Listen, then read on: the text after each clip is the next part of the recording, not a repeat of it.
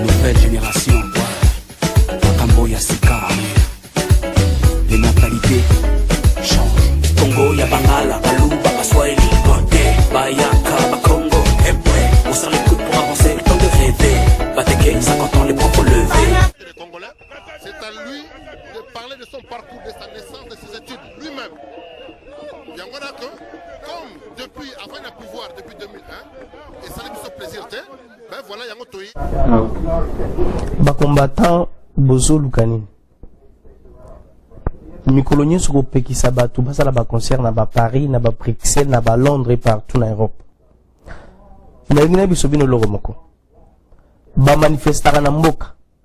Donc bino soki bolingi politique, boke de kosala politique na bino na Congo kuna. Soki bolingi bolongola Kabila, bolongola na Paris te. Paris eza Sarkozy, Kinshasa eza Kabila. Donc soki bolingi bolongola ye, bokende na Kinshasa. Musique eza politique te. Ouera aza politicien te, Fali aza politicien te. Et là on a zomona boza ba jaloux. Boza na jalousie. Fali aza jeune ou azo luka mbongo na ye. Aza na famille na ye, azo sa famille na ye na musique wana betaka.